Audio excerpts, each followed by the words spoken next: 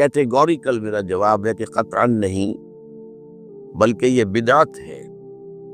یعنی یہ بجائے آپ کو کوئی ثواب دلانے کے الٹا جو ہے آپ پر گرفت ہو جائے گی. ایسی کوئی چیز صحابہ سے ثابت نہیں ہے، اور ہمارا دین وہی ہے، ما انا علیہ واصحابی. رسول نے فرمایا جس چیز پر میرا عمل ہے اور میرے صحابہ کا ہے، دین تو اصل میں وہی ہے. جہاں تک ایصال ثواب کا تعلق ہے، اس میں ہمارے ہاں ذرا کافی مختلف آراء موجود ہیں. مجھے اس رائے سے اتفاق ہے کہ مالی اگر کوئی عبادت ہے، اس کا ثواب آپ اپنے کسی فوت شدہ بزرگ کو منتقل کر سکتے ہیں. مطلب آپ نے کسی بیوہ کی کو مدد کی ہے، کسی یتیم کی کو مدد کی ہے، کسی دینی کام میں پیسہ لگایا ہے، کوئی صدقہ جاریہ شروع کیا ہے خدمت خلق کے لیے وغیرہ وغیرہ، اس کی تو جو ہے اس کے ثواب کو منتقل کیا جا سکتا ہے کہ اللہ اس کا ثواب میرے والد یا میری والدہ کے روح کو پہنچا دے. جسمانی نہیں.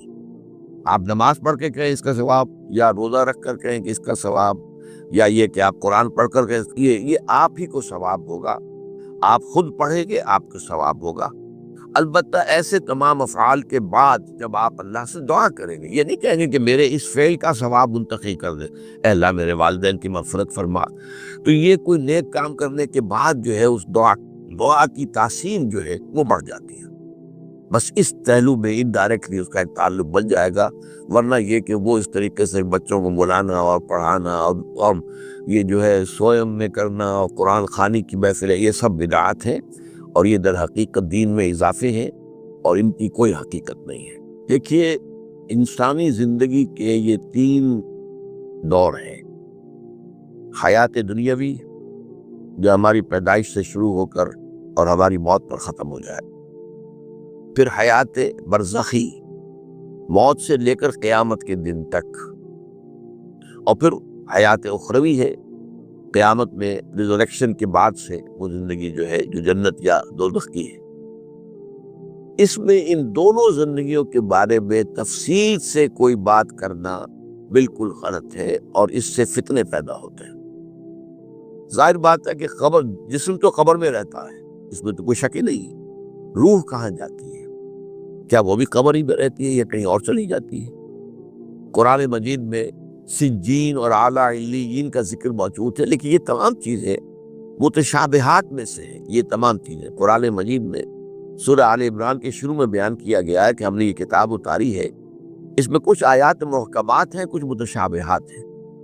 وہ متشابہات کا ایگزیکٹ مفہوم جاننا اس وقت ہمارے لیے ممکن نہیں ہے. یہ تو جب اس عالم میں ہم پہنچیں گے تو معلوم ہوگا کہ ہاں یہ بات تھی کہ جو قرآن مجید میں اس طور سے کہی گئی تھی.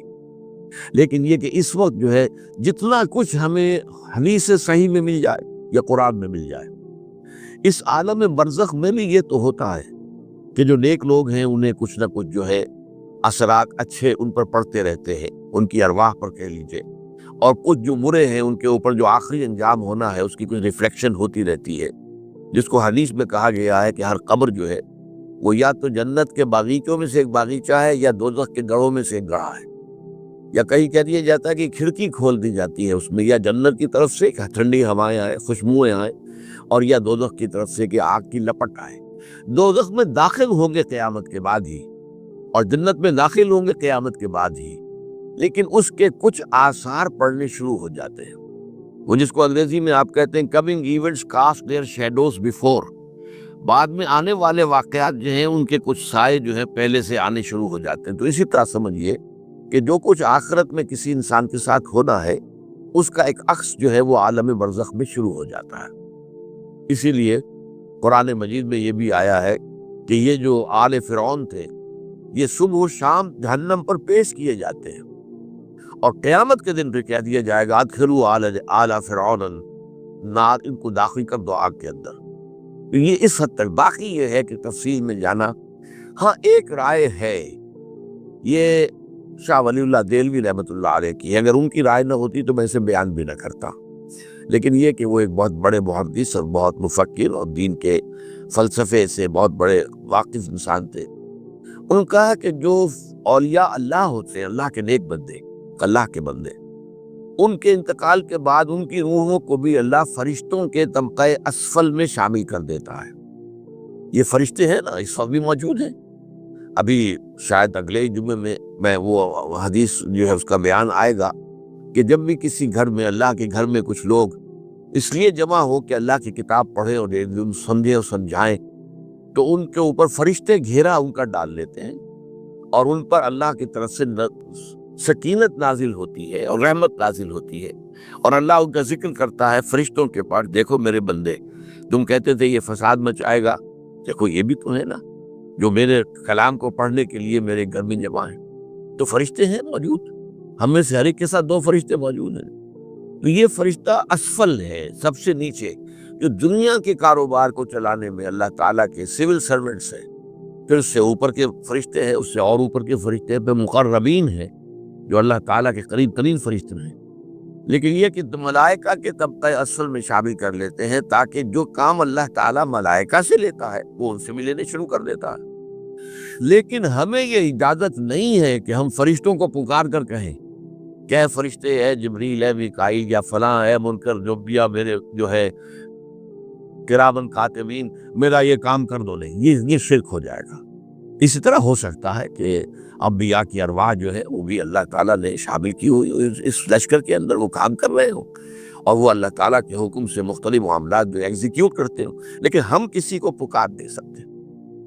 اب یہ نوٹ کر لیجئے، ہدایت و ضلالت اس دنیا میں جو مختلف حالتیں انسان پر طاری ہوتی، یا نعمتوں کی بارش ہو رہی ہے، یا تنگی ہے، فقر ہے، احتیاج، دنیاوی حیثیت ہے، مجاہت ہے، یا دنیا میں گمنامی ہے، کسنوی کرست کے بھیا کس تھی، کوئی آپ کا حال ہی نہیں پوچھ رہا کہ تم ہو کون، تمہارے منہ میں کتنے دانت تھے، یا یہ کہ دنیا میں اقتدار کی کسی مسند پر انسان بیٹھا ہے، یا یہ کہ کوئی اس کے ہاتھ میں اختیار نہیں، یہ تمام جو حالات انسان پر طاری ہوتے ہیں، ان کے جواب میں جو طرز عمل فکری اعتبار سے اور عملاً انسان اختیار کرتا ہے، اس کے 4 درجے ہیں۔ پہلا درجہ ہے انتہائی گمراہی، ضل ضلالا بعیدا۔ وہ کیا ہے؟ اگر عزت ہوئی، نعمتیں ملی، فلاں دیوی یا دیوتا کی نگاہ کرم ہے، اس کی کرپا سے یہ ہو گیا، اور اگر کوئی تکلیف آ گئی، مصیبت آ گئی، معلوم ہوتا ہے کہ فلاں دیوی یا دیوتا ہم سے ناراض ہو گیا، یہ کالی دیوی کی طرف سے کوئی مصیبت آ گئی ہے، یا یہ کہ یہ لکشمی دیوی کی نگاہ کرم ہے کہ ہمیں دولت مل گئی ہے۔ یہ تو ہے شرک۔ شرک ہونے کے اعتبار سے یہ ہے ضل ضلالا بعیدا، انتہائی پستی۔ اس پستی سے اوپر آئیں گے تو توحید کی پہلی منزل ہے۔ عزت دی اللہ نے بھی، اگر کوئی تنگی آ گئی، فقر، تکلیف، کوئی ذلت، رسوائی، یہ بھی اللہ کی طرف سے۔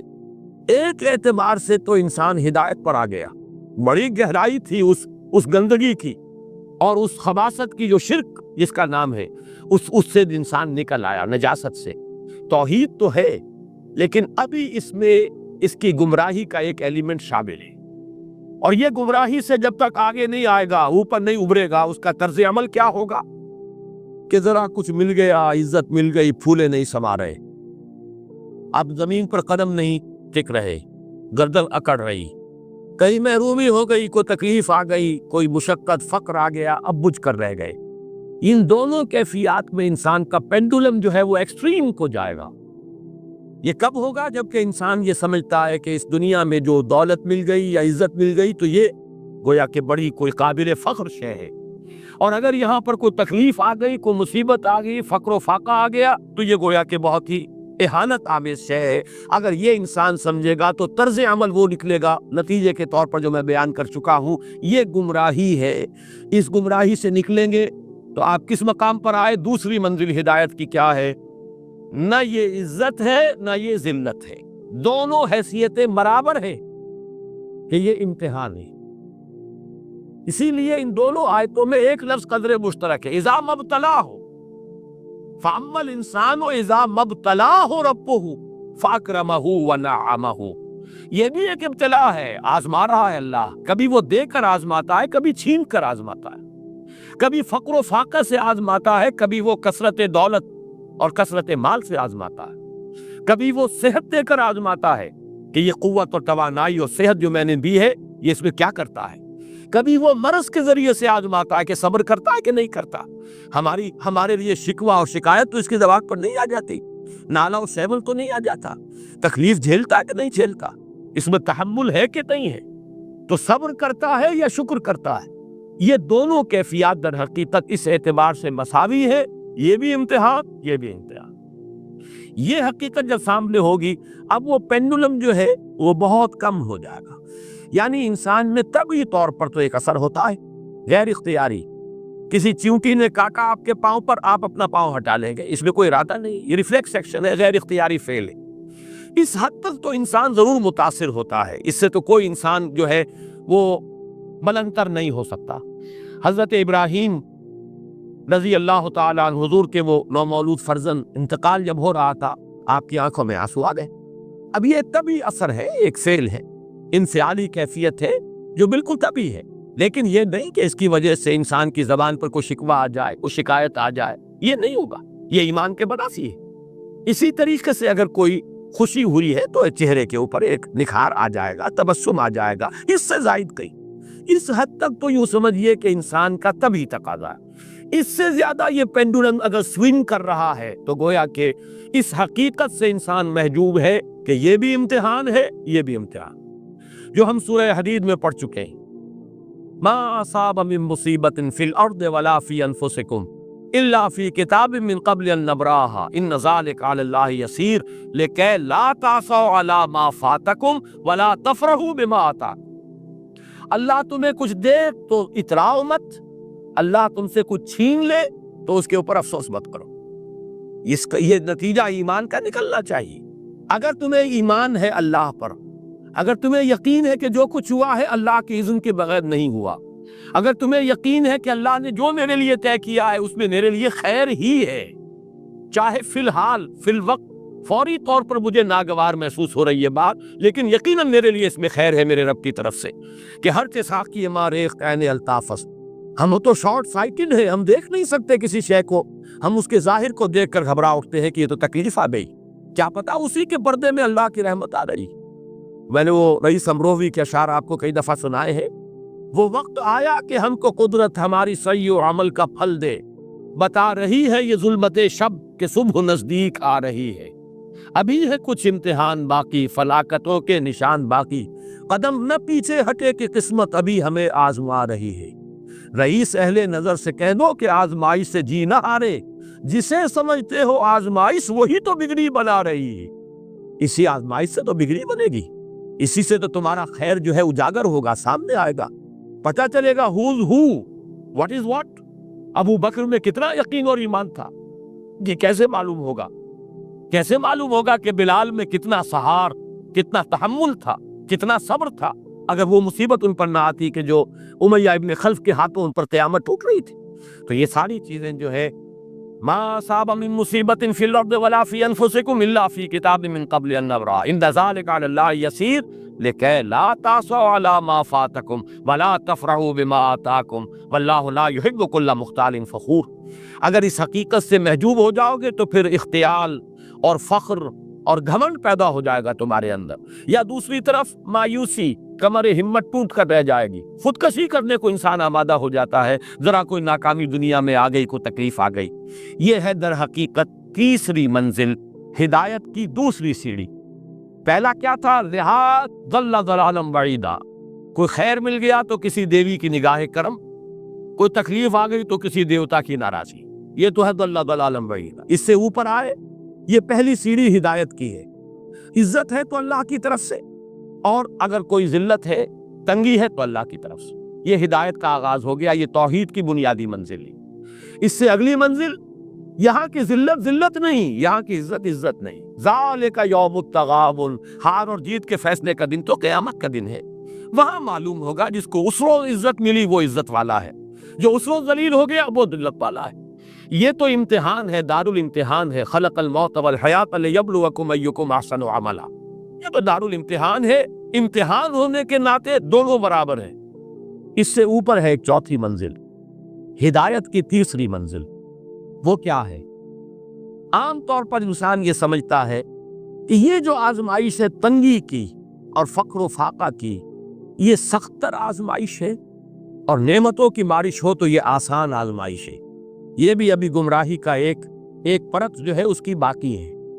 ابھی ہدایت کا جو کامل جو ہوگا انکشاف وہ کب ہوگا؟ جب انسان اس حقیقت کو جان لے کہ جہاں وسعت ہو، جہاں کثرت ہو، وہ زیادہ بڑا امتحان ہے، سخت امتحان ہے، بجائے اس کے کہ اگر قلت ہے، کمی ہے، یہ کم تر امتحان ہے، یہ کم بھاری امتحان ہے۔ کیوں کہ اگر آپ کے پاس کثرت ہے، آپ کے اندر غفلت پیدا ہو جائے، کثرت کا لازمی نتیجہ غفلت ہے، اور اگر قلت ہے